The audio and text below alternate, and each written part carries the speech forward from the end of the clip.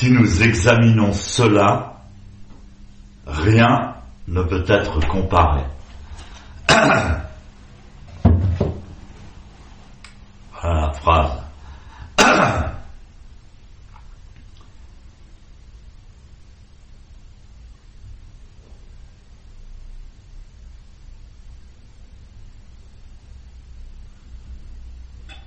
Qu'est-ce que c'est cela?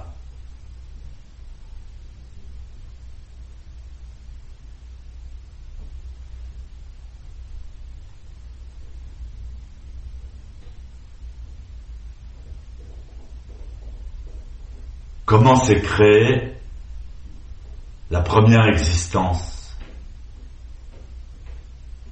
À partir du rien.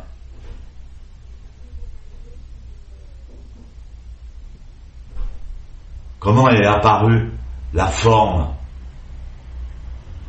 le phénomène à partir du rien?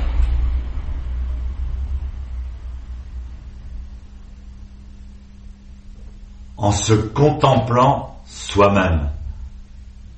Le vide, c'est contempler lui-même.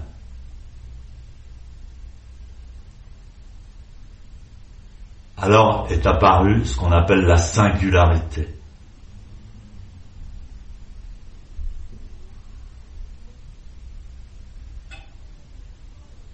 On dit dans l'Anya Shingyo, on dit dans les sutras, tout est vide. Effectivement, maintenant la science le certifie.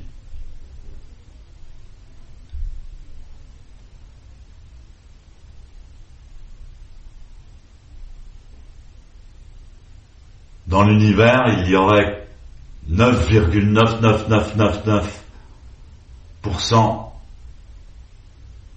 d'espace. Et seulement 0,0000001 de quelque chose.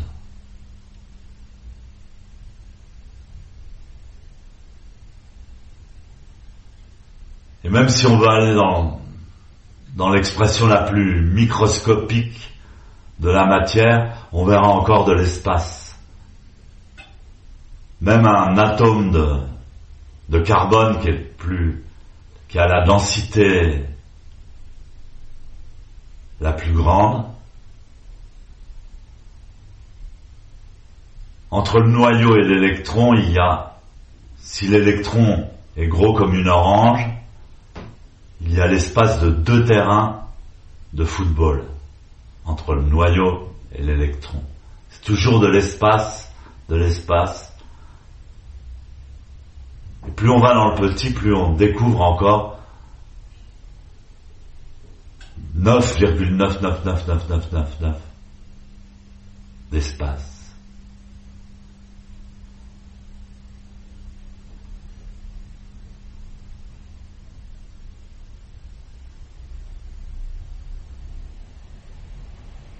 En fait, dans l'univers, rien ne se touche.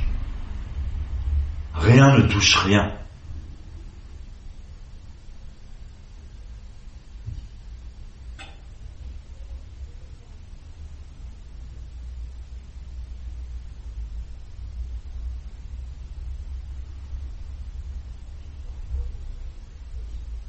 On en viendra à penser que même la matière et du vide un peu plus dense, qui a une densité un peu plus grande et donne l'illusion de solidité.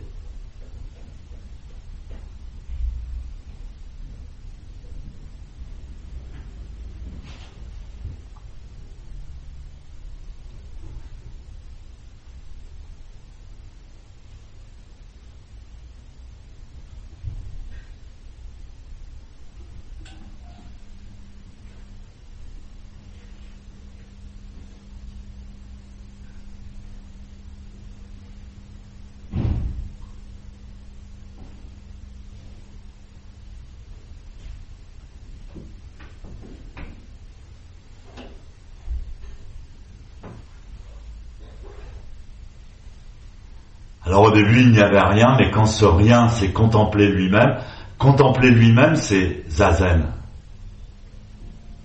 Zazen, c'est se contempler soi-même.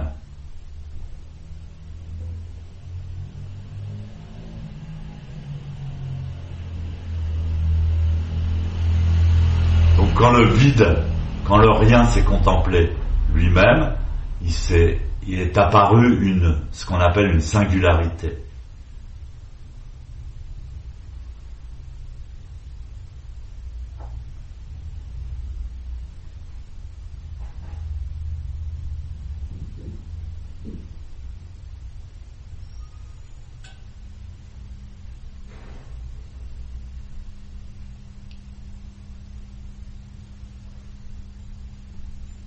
Mais cette singularité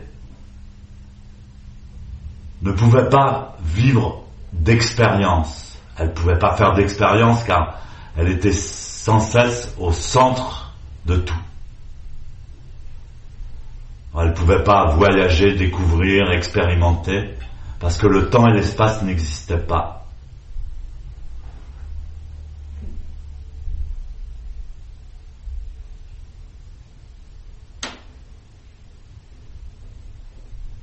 Alors même si elle se déplaçait de milliers de kilomètres, elle était toujours au centre de toute chose.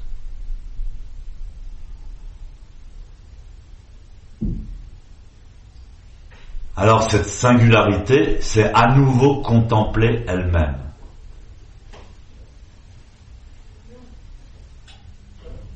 À ce moment-là est apparue la conscience primaire et la conscience secondaire. Elle s'est contemplée elle-même. Il y a donc l'observateur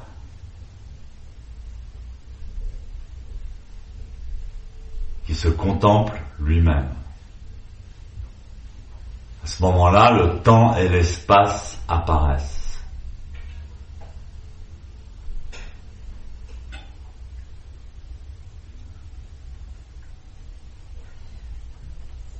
Puisque la conscience secondaire prend du temps et de l'espace par rapport à la conscience primaire.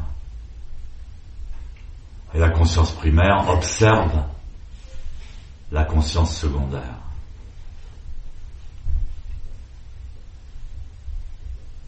Alors une fois que le temps et l'espace sont apparus, on a pu commencer à expérimenter, faire l'expérience, être conscient. Pour être conscient, il faut du temps et de l'espace. Le temps que notre visage, par exemple, se reflète dans un miroir et que ce reflet nous revienne. Alors on prend conscience de soi-même, de son existence.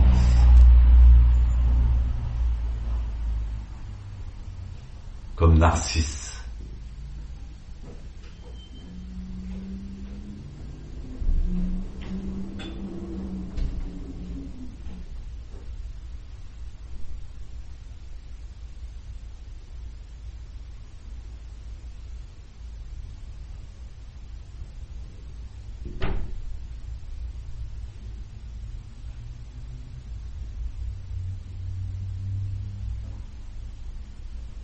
Donc vous voyez que le processus de méditation non seulement existe depuis l'origine, mais il est lui-même l'origine.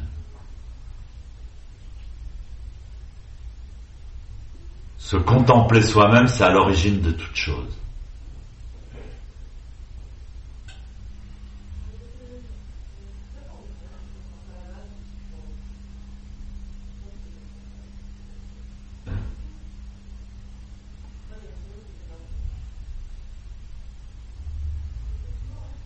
Tout ça pour expliquer cette phrase qui apparemment est incompréhensible. Si nous examinons cela, donc cela, rien ne peut être comparé. Cela, c'est la singularité.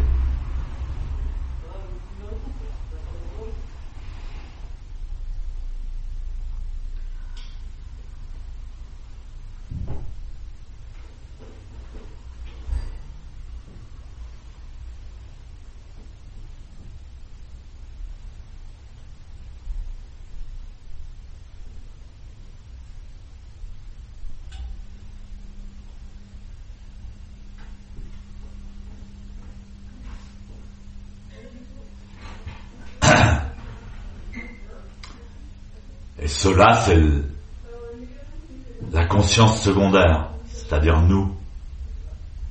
Et pendant Zazen, on s'observe soi-même. On se contemple soi-même.